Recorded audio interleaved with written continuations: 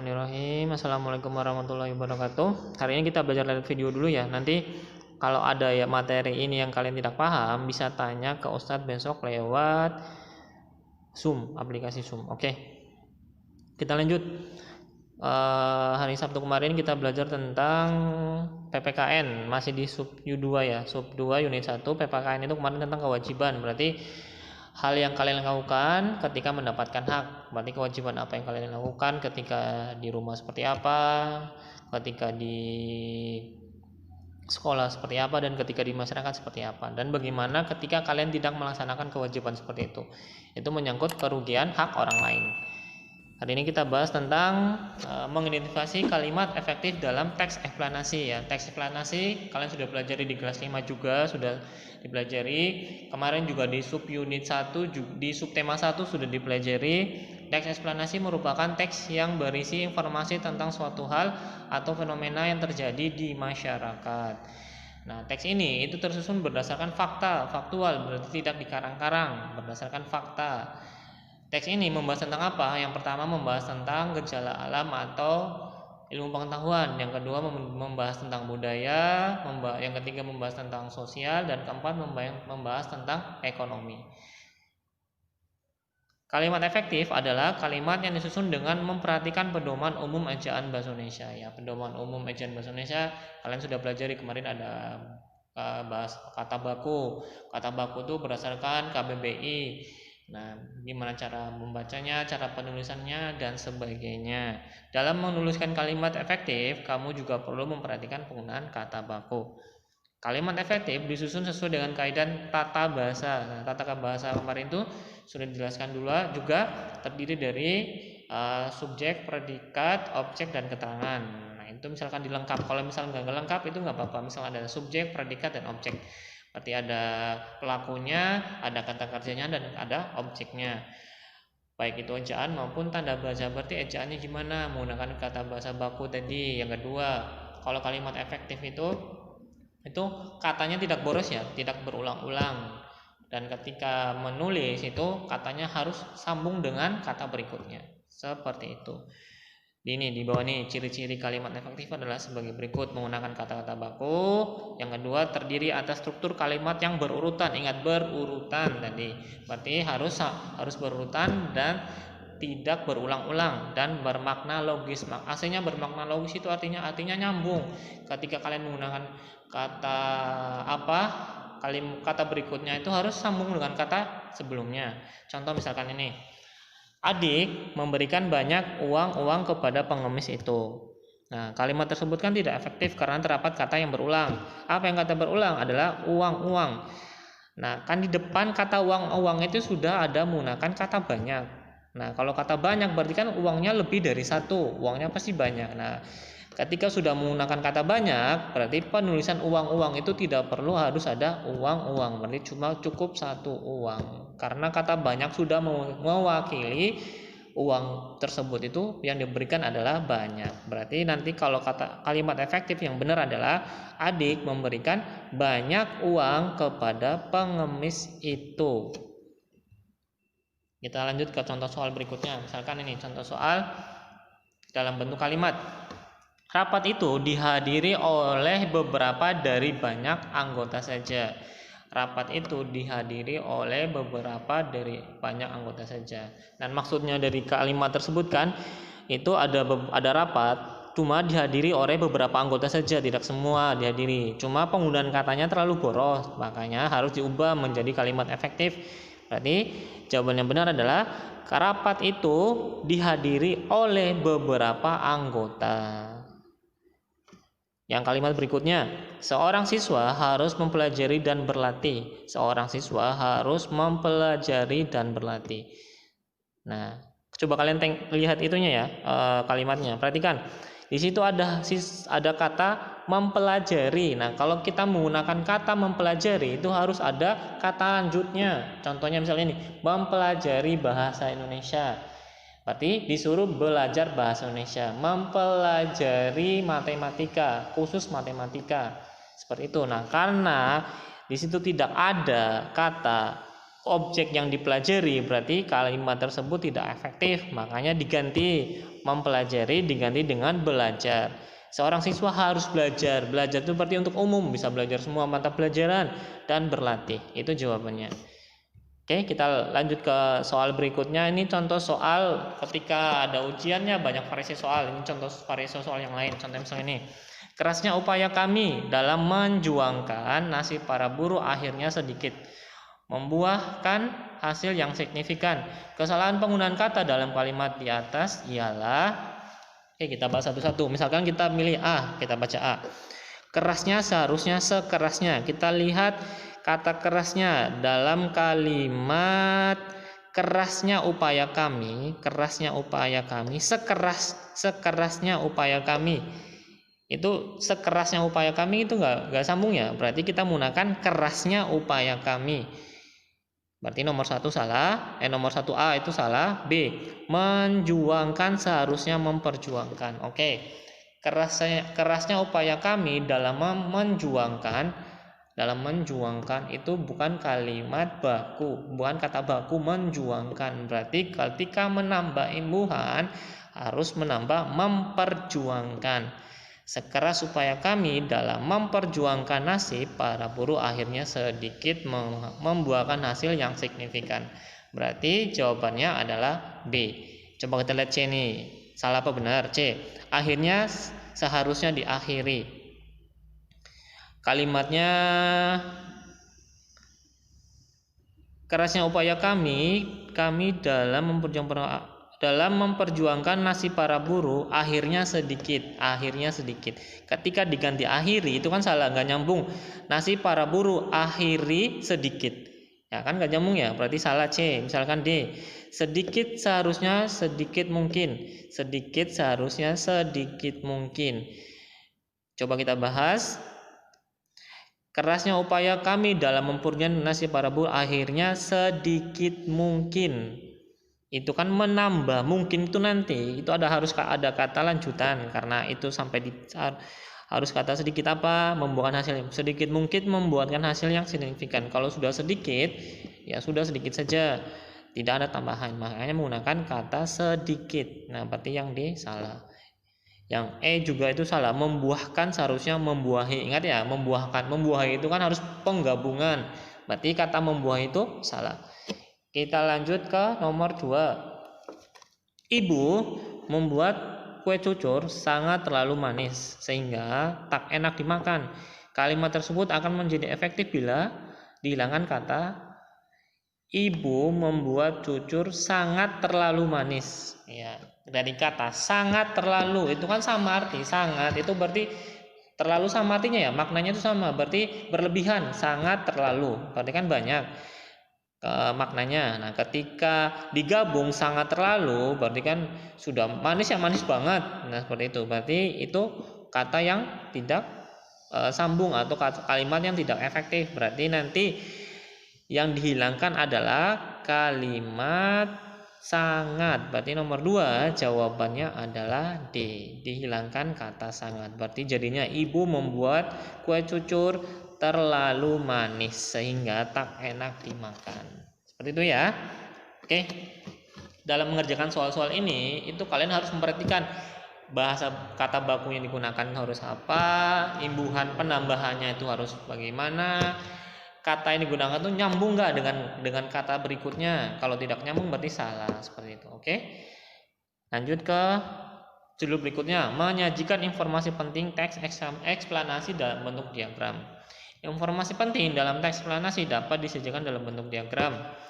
Informasi yang disajikan diambil dari kalimat utama setiap graf. Berarti ketika kalian mau membentuk mau mencari kalimat-kalimat penting dalam sebuah teks eksplanasi, nah kalian harus menentukan kalimat utamanya dalam setiap paragraf. Seperti itu. Untuk apa kita mengetahui informasi penting? Ketika kalian menceritakan kembali ke orang itu gampang. Nah, kalian sudah tahu kalimat-kalimat utama yang harus dibahas menyampaikan kepada seseorang. Cara menemukan informasi penting dalam teks eksplanasi dapat menggunakan kata tanya.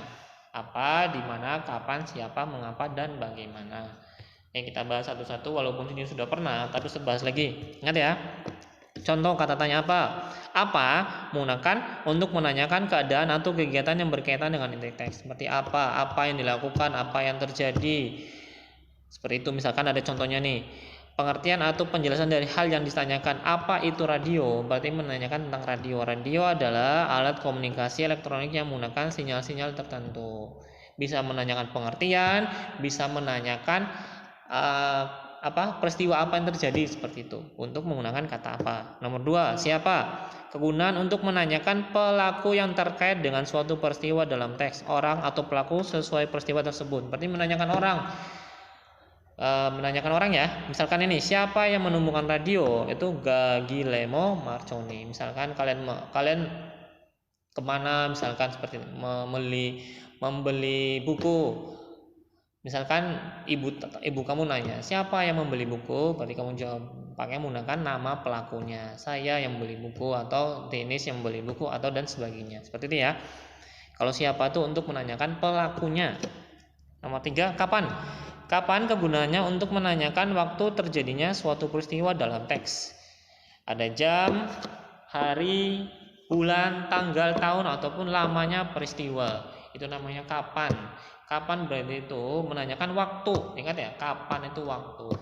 Waktu, jam, tanggal, hari, dan lamanya peristiwa. Contoh misalkan, kapan radio ditemukan? Pada tahun 1929. Itu menggunakan kata kapan. Selanjutnya, di mana? Di mana kegunaannya untuk menanyakan tempat atau lokasi peristiwa dalam teks. Tempat peristiwa berlangsung atau tempat yang sedang digunakan dalam teks. Misalkan, di mana Marconi lahir? Di Italia. Berarti misalkan ditanya kata di mana, berarti menujunya ke tempat. Di mana rumahnya kamu? Rumah saya di jalan ini. Di mana sekolah kamu? Sekolah saya di SD ini. Seperti itu. Berarti ketika menggunakan kata di mana, kalian tertujunya ke tempat terjadinya. Misalkan, di mana kamu membeli buku? Saya membeli buku di toko ini. Seperti itu. Ya, lanjut. Mengapa? Kata tanya kelima, mengapa? Kegunaannya untuk menanyakan alasan terjadinya suatu peristiwa, penyebab suatu peristiwa dapat terjadi. Alasannya, mengapa? Alasan. Berarti kata mengapa itu untuk mengetahui alasan. Misalkan, mengapa radio dibutuhkan? Radio dibutuhkan karena kita dapat mendengar musik dan memperoleh informasi dari radio. Seperti itu ya. Ketika ini ada sebuah contoh, misalkan, mengapa Dennis tidak berangkat kemarin? Karena dia sakit. Itu menanya alasan. Mengapa nilai kamu turun? Karena saya kurang belajar, karena saya banyak bermain dan sebagainya. Seperti itu. Menggunakan kata mengapa itu menanyakan alasannya kamu apa?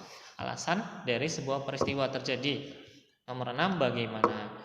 Bagaimana itu kegunaannya untuk menanyakan cara atau proses berlangsungnya suatu peristiwa, serta menanyakan keadaan tokoh atau lingkungan dalam teks. Keadaan ataupun proses terjadinya peristiwa dalam teks. Contoh, bagaimana cara kerja radio?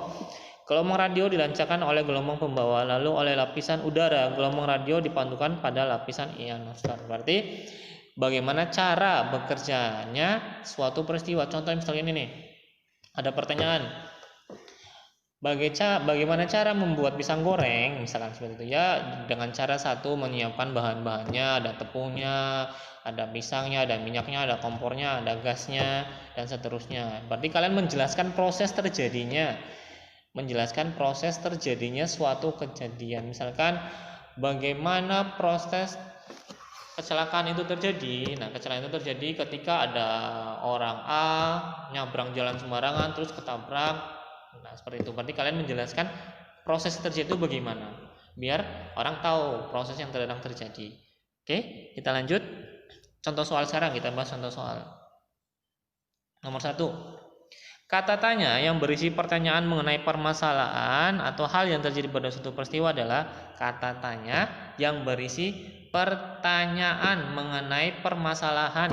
Berarti yang ditanyakan mengenai permasalahan ya, atau hal yang terjadi pada suatu peristiwa adalah menanyakan peristiwanya. Berarti kata tanya adalah apa kejadian tersebut ya, itu menggunakan kata apa.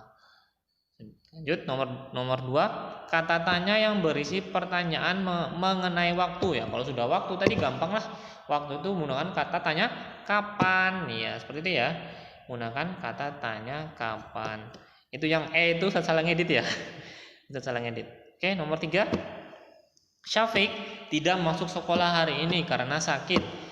Nah, kalimat tanya yang tepat untuk pernyataan di atas adalah Syafiq tidak masuk sekolah hari ini karena sakit. Berarti kata tanya yang digunakan apa? Kalimat pertanyaannya. Nah, kalau itu kan berarti kan alasan. Syafiq tidak masuk sekolah hari ini karena kan alasan ya. Alasan itu Syafiq tidak masuk sekolah hari ini karena sakit. Kalau menanyakan alasan, berarti tanda tanyanya kata tanya adalah menggunakan kata mengapa Syafiq tidak masuk sekolah, karena Syafiq tidak masuk sekolah hari ini karena sakit. Oke, seperti itu. Nomor 4, manusia beraktivitas membutuhkan energi. Untuk mendapatkan energi, manusia harus makan makanan yang bergizi. Makanan yang bergizi juga bermanfaat bagi tumbuhan, kecerdasan otak, dan menjaga kesehatan tubuh manusia. Bagaimana manusia mendapatkan energi? Berarti tanya bagaimana manusia memperoleh energi. Nah, kita menjawab berdasarkan teks ya. Kalau ada teks dan Anda disuruh menjawab, harus jawaban sesuai teks. Bagaimana manusia mendapatkan energi? Ya, kita baca teks tersebut lagi. Manusia beraktivitas membutuhkan energi. Berarti ketika manusia aktivitas itu harus memerlukan energi. Untuk mendapatkan energi, nah ini, untuk mendapatkan energi manusia harus makan makanan yang bergizi. Nah, itu caranya. Untuk mendapatkan makanan, untuk mendapatkan energi manusia harus makan makanan yang bergizi. Berarti jawabannya adalah B, dengan cara makan makanan yang bergizi. Bagaimana? Jawabannya adalah B. Oke. Sudah? Silakan, ini tugasnya kalian, silakan dikerjakan halaman 172 nomor 1 sampai 5. Silakan ditulis di buku tugas. Ketika Ustaz sudah kasih ke orang tua buku tugasnya kalian, silakan ditulis di buku tugas. Kalau misalkan buku tugas kalian masih di Ustaz, silakan tulis di kertas dulu boleh. Selanjutnya ada 2 tugas ya. Halaman 72 nomor 1 dan 1 sampai 5. Terus halaman 179 itu mengerjakan yang di dalam tabel seperti itu. Berarti kalian di mana dan kapan ke Gutenberg lahir? Ya, kalian cari jawabannya di situ. Apa profesi Gutenberg? Cari jawabannya sesuai di teks seperti itu. Oke. Sekian untuk materi hari ini. Jangan lupa tadi Ustaz bilang ulangannya dikerjakan dengan jujur sebaik mungkin. Maksimalkan nilainya. Jangan lupa di rumah tetap beribadah ya. Kalau ada waktu sholat 2 ya sholat 2. Sholat 2 itu ketika terbit matahari dan sebelum sholat duhur. Biasanya tuh 20 menit lah sebelum sholat duhur itu masih boleh sholat duha. Jangan lupa juga kalau misalkan kalian beraktivitas keluar ya menggunakan masker. Kalau tidak perlu keluar ya jangan keluar di rumah saja. Biar nanti kalian aman, karena kondisinya itu masih agak kurang aman, jadi kalian belajar dari rumah saja. Oke, tetap semangat belajar di rumah, jangan putus asa. Kalau misalkan bosan sebentar ya boleh main kemana, keluar ya, boleh main nonton TV atau main game sebentar ya boleh, tapi jangan berlebihan seperti itu. Nurut sama orang tua juga. Oke, jangan lupa kerjakan dengan sebaik-baiknya. Kalau misalkan ada yang perlu ditanyakan, silakan ditanyakan melalui WA. Untuk absensinya, berarti misalkan kalian tidak mengerjakan tugas ini, ya berarti Ustaz anggap kalian tidak hadir di pelajaran hari ini. Oke, sekian untuk hari ini. Jika ada pertanyaan, silakan tanya lewat WA. Gak apa-apa, tapi izin dulu kalau misalnya telepon ya. Jangan tiba-tiba Ustaz lagi ngomong, kalian langsung telepon seperti itu. Oke. Untuk hari sekian. Wassalamualaikum warahmatullahi wabarakatuh.